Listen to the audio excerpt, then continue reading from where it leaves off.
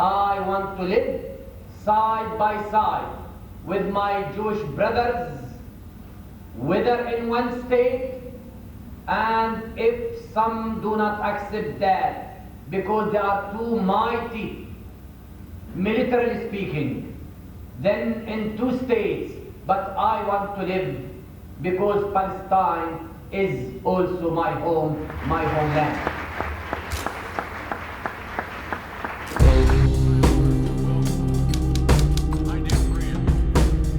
What do I need to come to America? State of Israel, Benjamin Netanyahu. I want to share the trouble which I am living.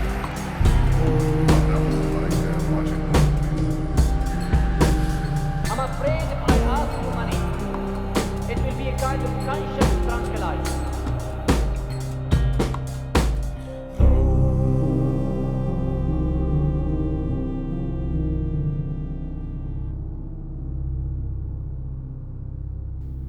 I was born in a small village in Upper Galilee called Kafar Bar'am.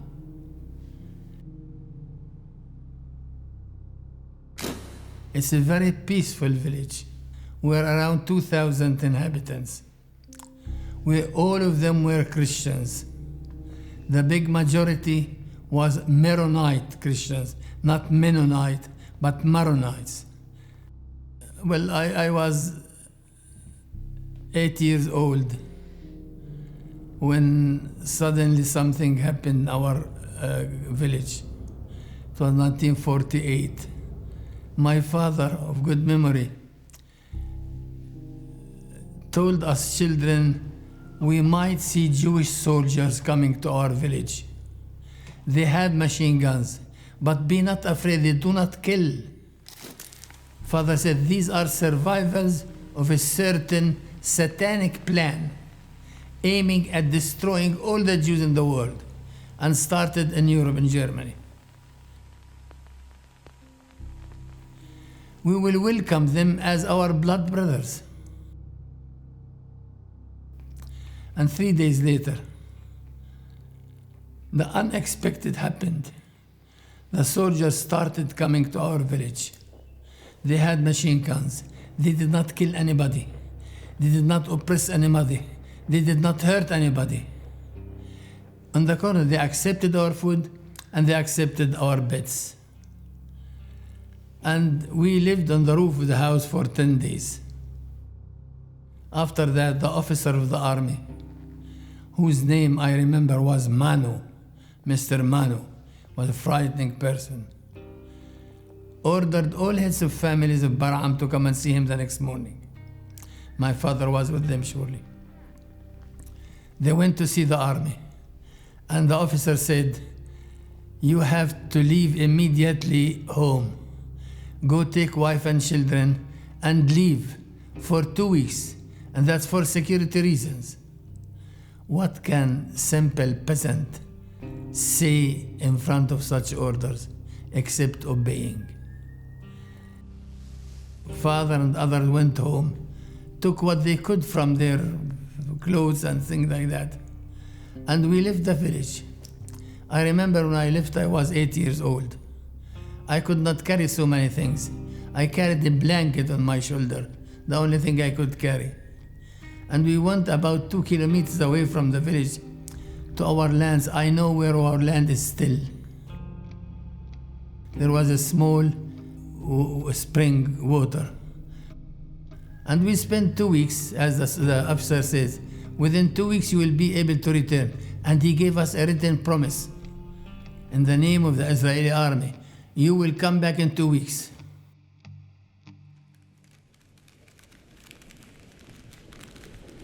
For us children, it was exciting to live under trees, to eat figs, grapes, cactus fruits. After 1 week, it became so boring. We started nagging our parents. We want to go home, we want to go home. You have their promise, they will allow us to go home.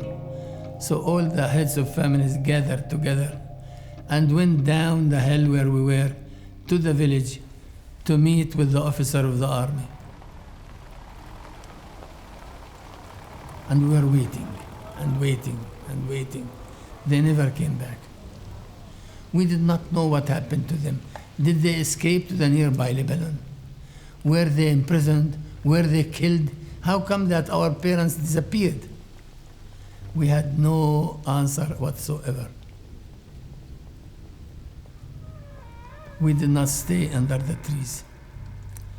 We went to a nearby village where there were still inhabitants, and we found a room about 60 square meters, and we were 11 persons.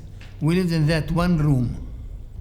And what I remember from that, every evening, mother would gather us all the children, and she would pray.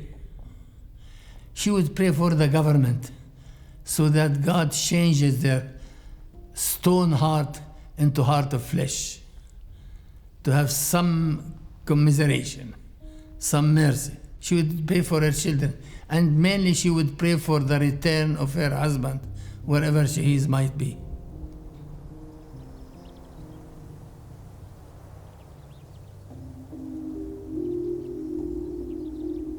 And that continued for 3 months.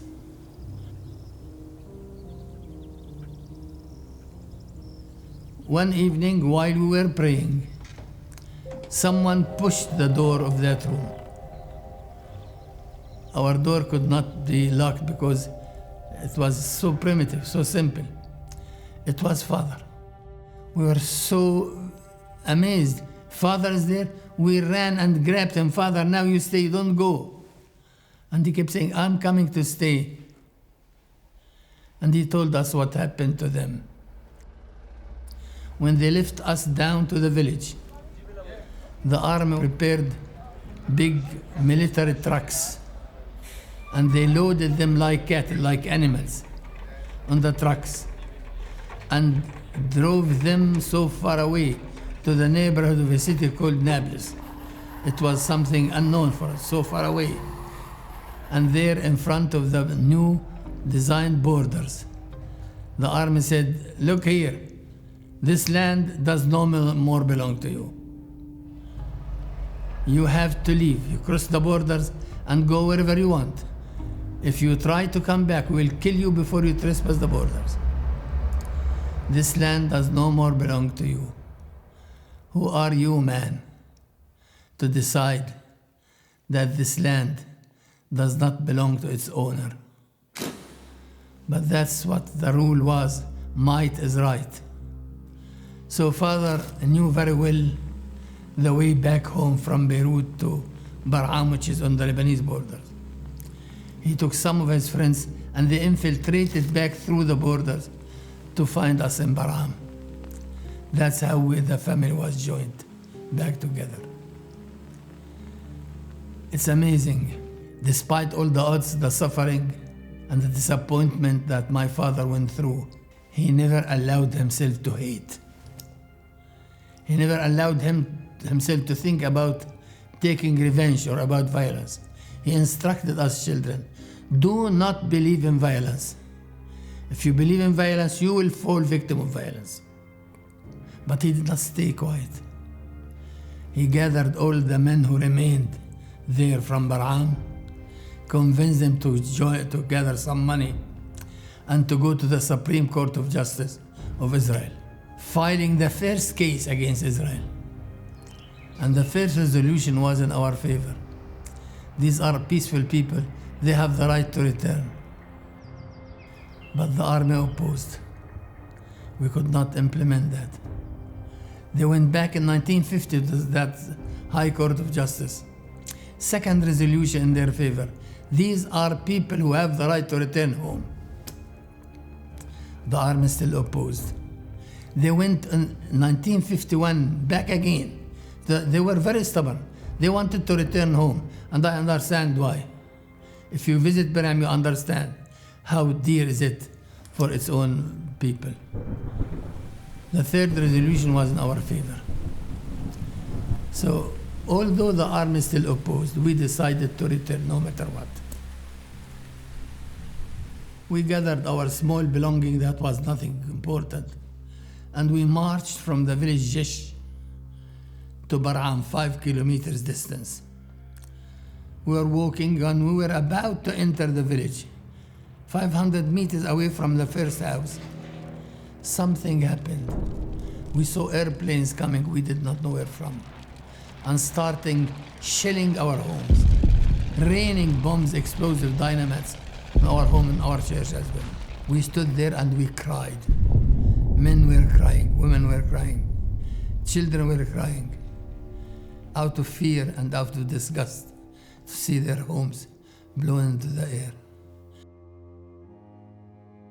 But there is no one to listen, no heart to be moved.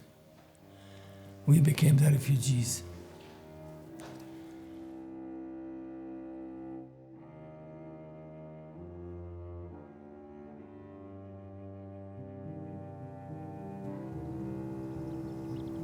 When I go there today, and I often go there, I stand on the ruins of my father's house and always wonder, why did they destroy the village?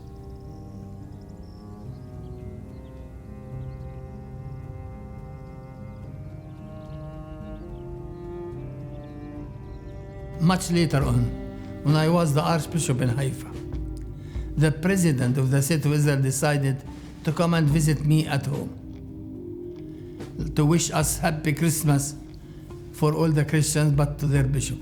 I told him, we welcome you very warmly with much affection, and I welcome you in my quality of a refugee deportee from Bar'am.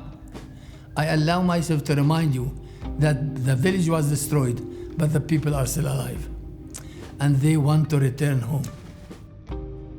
When was that? It was long ago. You were 8 years old. It's long, long ago. Didn't you still forget that Bar'am is your home village? I looked at him and said, Mr. Peres, you were deported from Palestine 2,000 years ago, not by a Palestinian leader, but by a Roman leader. And you still remember that Palestine is your home. You came back to take part of your home, you took all of it, and you turned our life into misery. Tell me, when are you going to forget that Palestine is your home?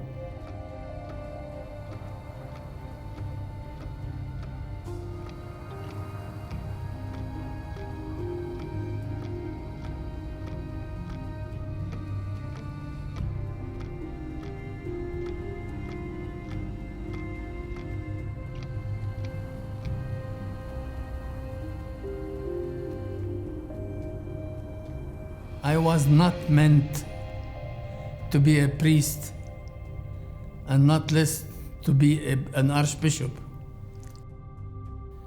I remember I learned the Bible on the lap of my mother.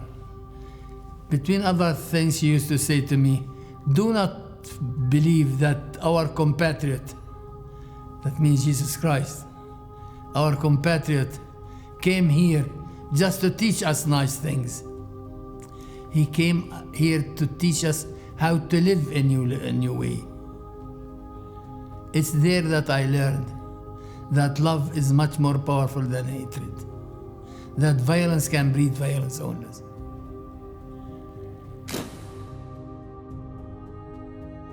So the bishop had to opt between Rome and Paris. So I spent 6 years in Paris, studying in the Sorbonne and the Institut Catholique. They taught us so many things. You can't imagine how much. We studied everything that has to do with theology, with church affairs. And after 6 years, I was ready for priesthood. Now I can tell you something. From all that I learned in Paris, I forgot everything. Only one thing I cannot forget. God does not kill. Whoever kills, he is persecuting God himself, and he will be accountable in front of God. God does not kill. All the rest is not important for me. And I came back. 2 weeks later, I was ordained priest in Nazareth.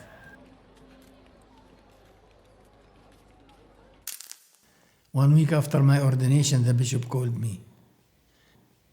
Elias, you need to have a parish now, a community. I said, yes, possible. He said, I decided to send you for 1 month to a village called Ibelin. Go there, and after 1 month, we'll decide your final assignment. And ending by finding where Ibelin was. I was shocked. No electricity, no telephone, no water. They received water twice a week. I did not mind. I minded to find where the church is and where my residence is. I was so exhausted, I feel that till now. I wanted to sleep. So I decided to sleep in my Volkswagen. My bishop forgot me here. And I waited 38 years to see the end of that month come. You're still here. I'm still here after 55 years. And it's God's guidance that helped me to realize that my parish is not this very small village. My parish should be the world, all the world. I decided through that month to visit all the families of the village. And I decided to visit first of all the Muslim families. To tell them, here I am, I'm your priest. I'm to serve you. I'm happy to know you. You don't know how positive was the answer of the Muslims.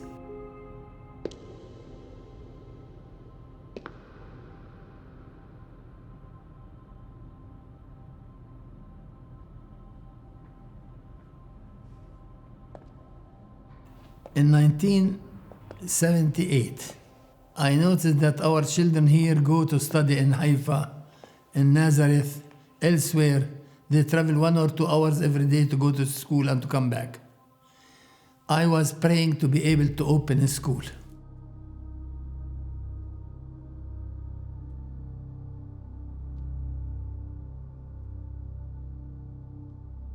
Here, this place that was meant to become a Jewish colony, to separate Ibelin from Shafar Amr.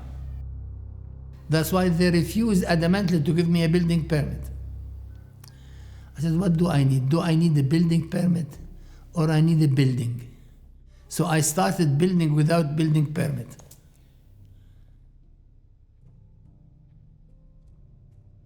The police came 3 months later. We were always coming up with the columns. Asked me, where is your building permit? I don't have a building permit. He said, how can you build without building permit? I said, sir, I never built with building permits. I always built with sand, cement, steel, stones. He was shocked. He said, you don't do that in a civilized country. I said, I wish you were civilized enough. You would have given me a building permit. If I build without building permit, it's only in order to teach you to become more civilized. I was 37 times in court, always for building permits, till I became Archbishop.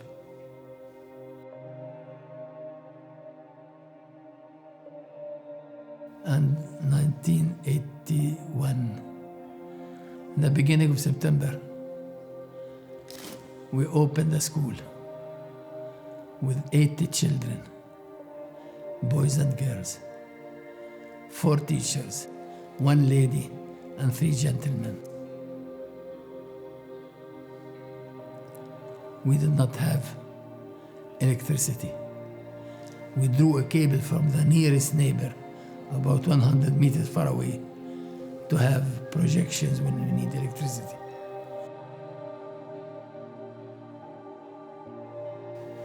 Water we got from the village, from the authority in the village.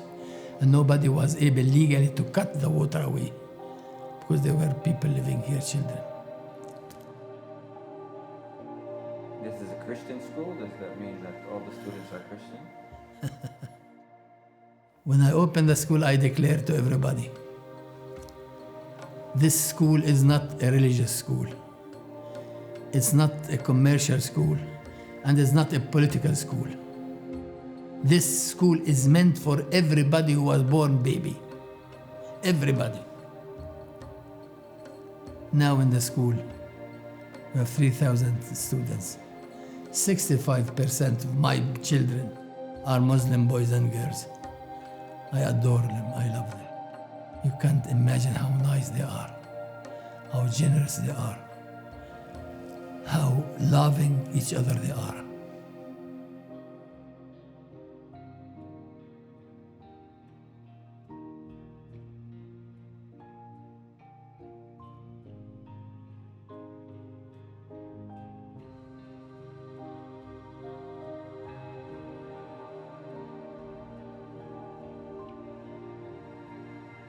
When did you get the? Do you still not have a building permit, or when did you get? It's none of your business. When we built the gymnasium, it was impossible. For 3 young years, we were working to have the building permit. When we built the gymnasium, they said, this time you will have your building permit, your drawings are perfect, but bear with us, our bureaucracy is so slow. I will leave them busy with their slow bureaucracy. I'll get myself busy with building. 1 year later, the police came. You don't have yet your building permit. I said, no. He said, you are summoned back to a court. And if you add 1 stone, you will be imprisoned and everything will be destroyed. I did everything possible to have the building permit. No use. One day I was completely despairing. I said, boy, why are you so negative? Don't forget that in order to reach the Israeli government in Jerusalem, the shortest way is to go to Washington.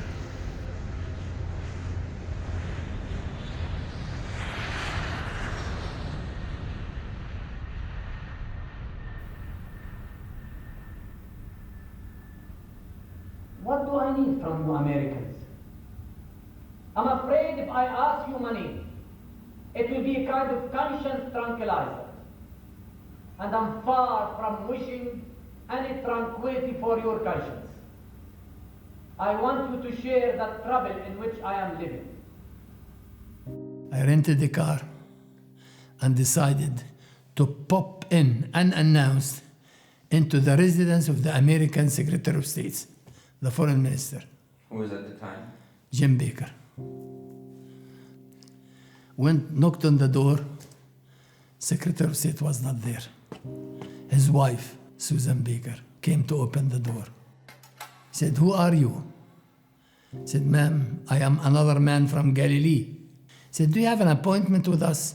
I said, madam, we men from Galilee, we never make appointments, we make appearances. She was shocked. She did not want to get me in. I was on the exit door when she said, I'm sorry, I am so busy now with 20 American ladies. We have a Bible study hour. What are you studying, ma'am? She said, we are having a look on the Sermon on the Mount. I said, well, good luck, I pity you. Why do you pity us? Because what will you be able to understand? It's not written by an American person, but by the Palestinian. And he did not write it in your American language, but in one of my Semitic language. What will you be able to understand? Good luck, ma'am. And Susan Baker said, can you help us understand it better? What could I wish more? I went on. Took me 2 hours explaining the 8 first verses of the Sermon on the Mount. Thought we bad. I left Baker's house, leaving behind me Blood Brothers and We Belong to the Land, my 2 first books. 1 week later, while I was sitting in my office, the telephone rang. It was Susan Baker. And she started praying as if she was ready. After she stopped, I said few words. And that was it. This operation, speaking together on the telephone, became a kind of once every month, 2-3 times every month. We'd pray together. And more than once, a third person would interrupt our prayers, saying, "Now it's to me to pray, you stop, both of you." It was the Secretary of State himself. We became prayer partners. Soon after 2 months, I ceased being this strange fellow, this Oriental clergy, this bearded man from the Middle East who knocked unannounced on our door. I became for them the Abuna. A few years later, Jim Baker called me himself for the first time, saying, "Abuna, I'm pleased to tell you I'm coming with Susan to visit you in your school." He came. "It's time now we go and pray for peace and justice." And we went to our chapel, then it was a grotto that we dug in the rock. And there in the bottom of the earth, we prayed for peace and justice.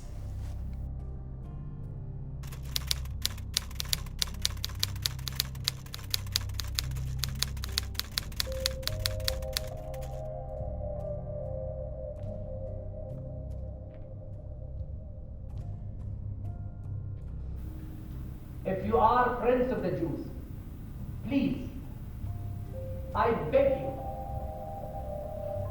continue to give these people your friendship. Continue to care for that relation with them. But stop interpreting that as antipathy with me, the unknown other side. Am I not for the majority among you, the first Palestinian who was able to step out from your TV screen and to show himself as a living person with so many worries, with so many dreams, with so many visions, and with so much love for the persecutor and for the persecuted?